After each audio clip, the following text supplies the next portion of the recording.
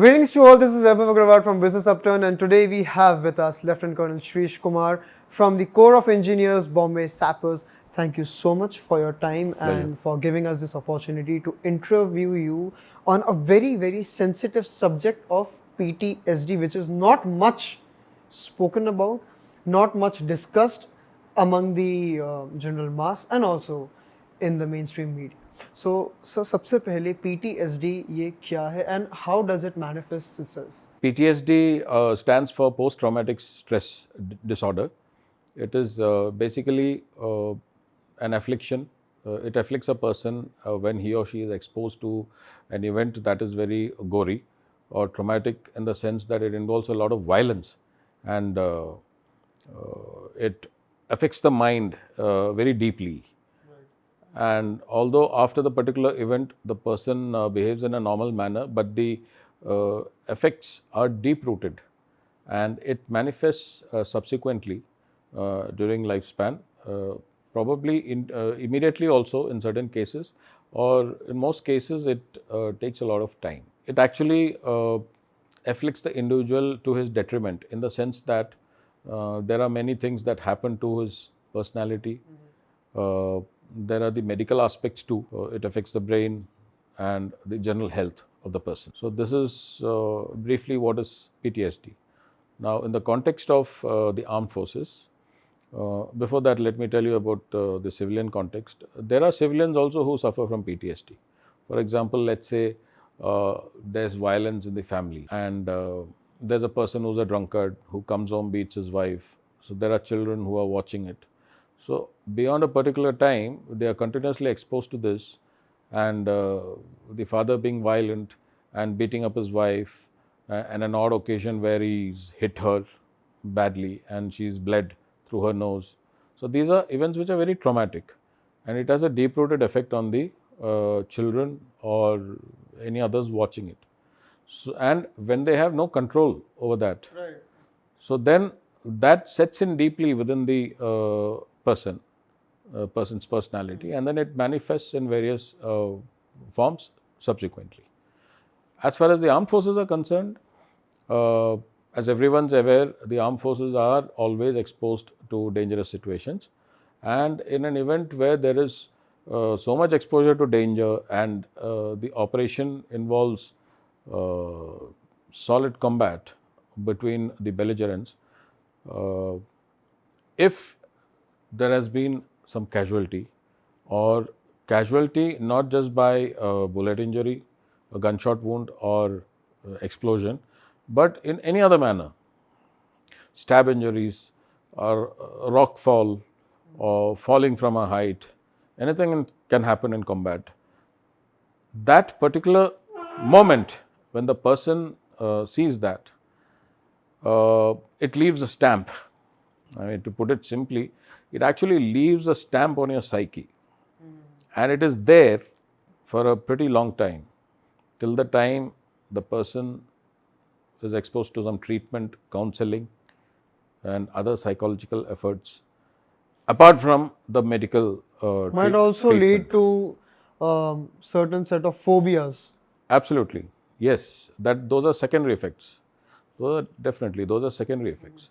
So this in short is what is PTSD. So in the context of armed forces, in combat or during the course of execution of various tasks, not just combat, it could be during construction of a road, or during a tunneling operation through the mountains, construction of road or construction of a bridge, or movement of a convoy. If an accident takes place, for example, I remember an incident where an accident took place. There was this water bowser carrying water. It was partially filled. It was not filled fully, nor was it empty. It was partially filled, and it was a small one-tonner. Because of the water moving inside the tank, it caused a lot of imbalance, and the vehicle fell to one side. It toppled to one side. So when that happened, the co-driver fell out and hit his head on the ground, and his skull cap came out and fell over his eyes. So I do remember one of the soldiers who witnessed that, literally, he became speechless. He couldn't talk for the next 4 or 5 days. And then, he had to be handled with great care and counseled. And subsequently, it would have impacted him. But then I think he merged into the normal crowd after a while. That is about an incident like an accident. But otherwise, in a combat situation, I have an example of one of my own soldiers in Sri Lanka, in Vavuniya, when the column was ambushed. All of a sudden, he witnessed that the lead of a column, they were subject to intense machine gun fire by the LTT. And as usual, the LTT had 3-4 people without, 3-4 militants without arms. Their role was to come and snatch arms and equipment from our casualties. And that is what they did. They came, snatched away the weapons, the ammunition and the mine detector and whatever, the pouch and everything. They snatched and ran away. So this chap had witnessed that. And this boy was a new soldier, freshly recruited. Underwent his basic military training and specialist training and joined the unit. This was his first posting. He had joined our combat unit and his first exposure. So, he wouldn't talk for the next. Quite a lot for him to take. Yeah. So, youngster from, from a civilian background, although he's done his training for 2 years, but then he was straight away exposed to a intense combat situation, not even a small or low level one. It was an intense combat situation. This boy did not speak for the next 10 days. He was only gesturing, making gestures. And every time he would see me, he would come and give me a hug. And then tell me ki, sab theek hai na sir. That is what he would say. So, I myself was a youngster that time, so just about 22 years old. But then I had to handle it. That is how it manifests in the immediate term. Long term, the effects are different. They affect your health. It's to the detriment of. Yeah, it's to the detriment of your health and personality. And then it affects people around you, your family, and other things. So that is how PTSD in the context of armed forces is. How well are these issues being addressed now, or? That's a very good question. I would say we need to do much more as far as addressing PTSD within the armed forces is concerned. From what I know about foreign armies, let me touch upon that first. The American forces, they do tours of duty. So, let's say they do 2 years in Afghanistan, so that is a tour of duty. 12 months. They do 12 months and go back, that is their first tour. If you're redeployed in Afghanistan in rotation for another 12 months, it's the second tour. So, people who have done 2 or 3 tours like this, Iraq, Afghanistan, North Africa somewhere, it's a big thing, big deal in the US. And a lot of them suffer from PTSD, but they have a process where when they de-induct from the operational area, they go through a series of counseling and they are put through that process. And then if there is any element of PTSD identified, then they are given additional counseling, medical support and rehabilitation. Okay. So that is how their system works. But those are advanced societies which recognize PTSD. In our context, the unfortunate part has been that although we are well educated, as an organization, we have not recognized PTSD to the extent that it deserves. Okay. Neither within the armed forces nor at the national level or the ministerial level. The consciousness that there's something called PTSD and its manifestations can be dangerous in the long term, there's no adequate recognition. But I believe of late, certain efforts have been made to give it official recognition and then subject people suspected of suffering from the effects of PTSD to treatments, to counseling, extending all available support to them. So that's a good development, and I think we need to move on from there to achieve standards that are being followed by the Americans, for example. It may take time, but then yes, we need to recognize. Like you've mentioned, PTSD, not as how I see it now, not being much recognized among the services itself. So the addressing of these issues is being delayed since, I would say, decades, which was quite vital. So now, how can the media, or how can media play a role here, or should probably bring out these subjects and, throw some light here as well? Right, sure. Vaibhav, it's like this.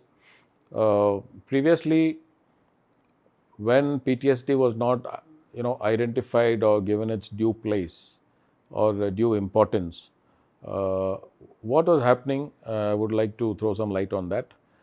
People exposed to extreme situations, people react differently.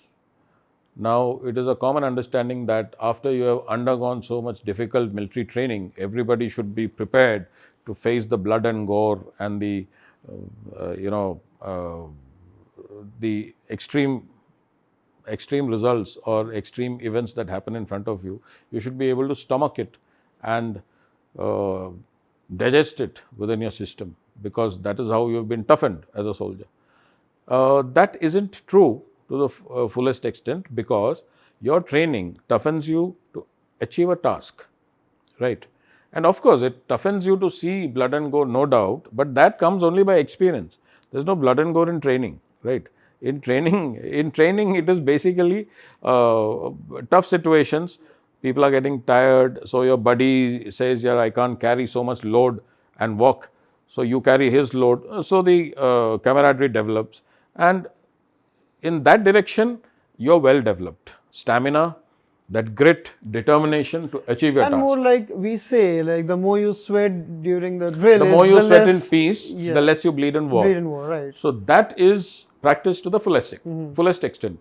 But PTSD is something that sets in after exposure to a particular kind of situation involving traumatic events, like I explained it to you Right, before. right. Okay. So every person reacts differently or accepts it differently. Some people are thick-skinned, उनको कोई फर्क नहीं पड़ता है. Some people, they are very sensitive, and being sensitive is not a bad quality. The sensitivity of a person also defines his other characteristics. So, one, being sensitive is not a bad thing. In fact, sensitivity is the one which keeps him motivated to achieve his aims and to follow what not just the organizational aims, your unit, your own aims, right, in the right direction. When you cannot stomach that event, that is when it leaves an impact on you. Like I told you, it leaves a stamp in your psyche. And then when you move away from that event, when you move away from that location, then it manifests itself in certain forms. Now, what are those manifestations? People get nightmares. They get up in the middle of the night and mumble something or shout something. You must have seen in those movies, no? Log utte hain, and then they shout out orders, or fire coming down and blah Or blah. probably things like that. hallucinate. Or hallucinate. Yeah. ठीक है. So this is one manifestation. The second manifestation is extreme anger Okay. for everything. आप किधर भी जाओ, let's say person A goes to a restaurant for a cup of tea. He's gone there for something else. He's having a cup of tea. He's watching people of his own age or youngsters, or maybe even slightly older people, enjoying themselves, having a meal, having a drink, and laughing and this and that. It occurs to this guy, these chaps are enjoying themselves, जबकि उधर ऐसे ऐसे चल रहा है, because he's come from that kind of a situation. He gets anger, and then the anger comes out, and he doesn't know what to do. So that again manifests in the form of rudeness, aggressive behavior. Suppose you brush against him, he'll tell you, why did you touch me? क्यों touch किया? धक्का मुक्की करेगा. Behavioral pattern changes, not just outside, within the house. Getting cheesed off at small things, shouting at family members, in such a manner that after some time the family members keep away. They said, यार, dad को कुछ बोलना नहीं है. As far as possible, avoid, because he is become very touchy. So neither the family, nor your friends, nor your other organizational people or neighbors, and nobody realizes why this chap has become like this. Probably he himself is least aware on, or probably He is could not- unable to help himself, Yeah. right? So the situation is that he can't help himself, it is manifesting. So you get nightmares, then your behavioral pattern changes in this manner. Certain things like inhibition, your learning is inhibited. Matlab, let's say that if you were reading a book, your 100 pages novel you could finish in 2 days, you will start taking 20 days.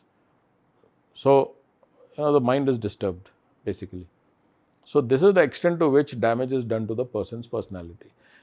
If it is undetected, not diagnosed, not addressed, not counseled, not treated, there is a medical side to it also. Because there are chemical changes which have occurred in your brain.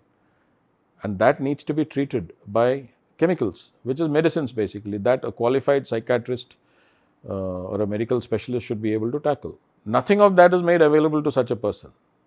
Because in the first place, PTSD, you have not recognized and granted its place in the scheme of things. That yes, you have to first recognize there is PTSD, something called PTSD. It can affect a soldier coming from operations or from a place of work. You got to recognize that. Once you recognize, then you think about how it is manifesting itself and in what way it is causing damage to his life. Then you address it by affording all those facilities to him for treatment, for counseling. This was not happening so far, but now because of widespread awareness, and you asked me about how the media can contribute. Yes, here's the time when the media should step in and bring in awareness among the public.